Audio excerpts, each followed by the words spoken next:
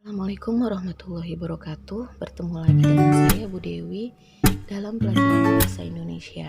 Kali ini akan saya angkat tema mengenai teks anekdot. Oke, akan kita mulai pembahasannya. Apa itu teks anekdot? Teks anekdot adalah cerita singkat yang di dalamnya mengandung unsur lucu dan memiliki maksud untuk mengkritik. Ciri-ciri teks anekdot ada 5 ya. Nah, ini yang pertama, ceritanya bersifat humor. Teks anekdot bersifat humor atau lelucon. Artinya teks anekdot berisikan kisah-kisah lucu atau bualan. Yang kedua, teks anekdot bersifat menggelitik. Artinya teks anekdot akan membuat pembacanya merasa terhibur dengan kelucuan tokoh atau kelucuan yang ada dalam teks. Yang ketiga, isinya bersifat mengkritik atau menyindir. Maksudnya menyindir atau mengkritik adalah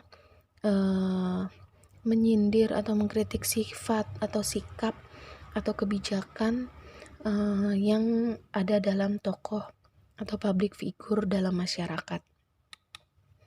Yang keempat, terdapat pelajaran dari peristiwa dalam teks. Maksudnya adalah amanat yang dapat kita petik dari isi cerita. Dan yang terakhir, biasanya mengisahkan tokoh penting dalam kehidupan sehari-hari. Ya, ini kelima ciri teks anekdot. Kita masuk ke struktur teks anekdot. Dalam membuat teks anekdot, ya ada strukturnya, ada urutan-urutannya. Nah, ini kelima urutannya. Yang pertama, abstrak atau abstraksi, orientasi, krisis, reaksi, dan yang terakhir adalah koda. Kelima ini tidak boleh diacak-acak, tapi harus urut ya. Kemudian kita lanjut ke penjelasannya. Apa itu abstrak atau abstraksi? Abstraksi merupakan bagian awal paragraf, bagian awal cerita berisi gambaran awal teks. Ya, biasanya isinya tentang isyarat tentang apa yang akan diceritakan, berupa kejadian yang tidak umum atau tidak biasa atau aneh. Ya. Atau bisa juga pengenalan tokoh, itu bisa. Itu masuknya ke abstraksi. Yang kedua adalah orientasi, latar belakang terjadinya suatu peristiwa. Latar belakang masalah yang akan dibahas itu adalah orientasi. Kemudian yang ketiga, struktur yang ketiga adalah krisis. Krisis di sini adalah munculnya masalah yang terdapat dalam teks. Ya, bagian permasalahannya mulai ada, itu bagian dari struktur krisis. Struktur yang keempat, reaksi. Reaksi di sini langkah penyelesaian masalah dalam teks, atau bisa juga isinya tindakan untuk merespons masalah yang biasanya nyeleneh, lucu, atau unik itu ya.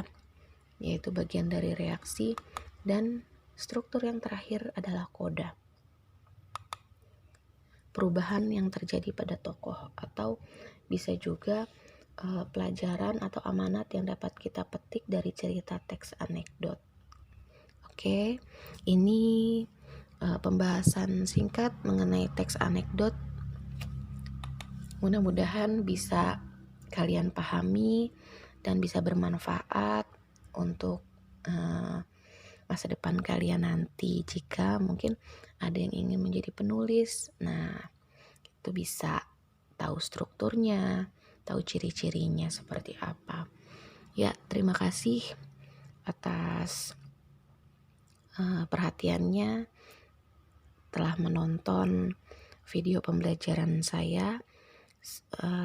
Jangan lupa komen, like, dan subscribe-nya. Oke? Terima kasih. Wassalamualaikum warahmatullahi wabarakatuh.